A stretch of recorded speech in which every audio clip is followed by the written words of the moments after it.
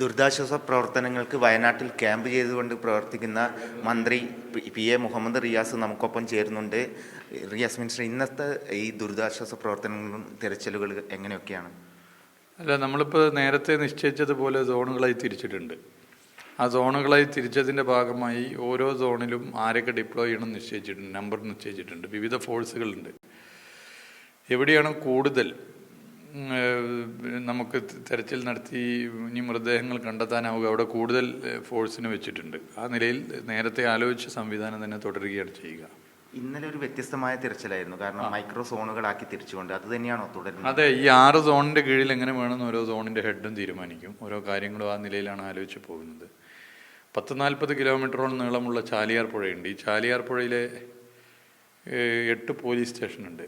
ആ 8 police സ്റ്റേഷനിലുള്ള police ഹെഡിൻ്റെ നേതൃത്വത്തിൽ ആളുകൾ തെരച്ചിലിനിറങ്ങും. അതിൽ പുഴ നന്നായി അറിയാൻ നാട്ടുകാർക്കാണ്, അവർക്കാണ് ഒരു പുഴയുടെ സ്വഭാവം അറിയുക.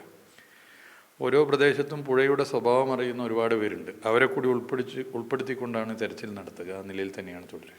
നമ്മളിനി പുതിയ സംവിധാനങ്ങളൊക്കെ, ഡ്രോണൊക്കെ എത്തിയോ? എല്ലാ സംവിധാനവും ഉണ്ട്. എല്ലാ സംവിധാനവും അതിൻ്റെ ഭാഗമായിട്ട് നടക്കുന്നുണ്ട്. സാധ്യമാകുന്ന എല്ലാ കാര്യങ്ങളും ഇന്ന് ചെയ്യും. എല്ലാ നിലയിലും സാധ്യമാകുന്ന എല്ലാ കാര്യങ്ങളും ചെയ്യും. ക്യാമ്പുകളെ കുറിച്ച്? ക്യാമ്പുകളിൽ ഇപ്പോൾ നമ്മളെല്ലാ നിലയിലുമുള്ള ശ്രദ്ധ കൊടുത്തുകൊണ്ടാണ് പോകുന്നത്. ഒരു നോഡൽ ഓഫീസർ എല്ലാ ക്യാമ്പിലും ഉണ്ട്. അതിന് പുറമെ നോഡൽ ഓഫീസർക്ക് പുറമെ ഓരോ വിഭാഗമായി തിരിച്ചു. ഇപ്പോൾ കൺട്രോൾ റൂം, അതായത് ഹെൽപ്പ് ഡെസ്ക്, അതിനൊരു ചുമതല, ഭക്ഷണം അതിനൊരു ചുമതല, അതുപോലെ തന്നെ മെഡിക്കൽ രംഗത്തിനൊരു ചുമതല. ഇങ്ങനെ വ്യത്യസ്ത ചുമതലകൾ നൽകി എല്ലാ ദിവസവും 2 നേരം റിവ്യൂ നടത്തുന്നുണ്ട്. ഞങ്ങളൊക്കെ നേരിട്ട് അവിടെ പോകുന്നുണ്ട്. ഞങ്ങളാരും അതിൻ്റെ ഉള്ളിൽ കയറുന്നില്ല. പൊതുവെ എടുത്ത തീരുമാനമാണ് റൂമിൻ്റെ ഉള്ളിൽ ആരും കയറേണ്ടതില്ല എന്നുള്ളതാണ് അതിൻ്റെ ശരി. കാരണം അവരുടെ സ്വകാര്യത ഉറപ്പുവരുത്തണം.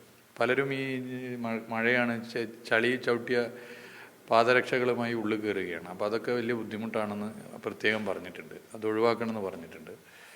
ക്യാമ്പുകളിൽ ഭക്ഷണം നൽകുന്നതൊക്കെ വളരെ സിസ്റ്റമാറ്റിക്കാണ്. മറ്റൊരു പ്രയാസവും പരാതിയും ഇല്ല. അതിനിയും അതേ നിലയിൽ തന്നെ തുടരും. പുറത്തുള്ള ഭക്ഷണ വിതരണം അല്ല, പുറത്ത് ഭക്ഷണം നല്ല മനസ്സോടുകൂടിയാണ് ആളുകൾ വിതരണം ചെയ്യുന്നത്. അതിലൊന്നും തെറ്റില്ല. പക്ഷേ ഈ രക്ഷാദൗത്യത്തിൽ പങ്കെടുക്കുന്ന ആളുകളെ സംബന്ധിച്ചിടത്തോളം അവരുടെ ഭക്ഷ്യ സുരക്ഷ ഉറപ്പുവരുത്തണം. ഭക്ഷണം, നല്ല ഭക്ഷണം കിട്ടണം, ക്വാളിറ്റി.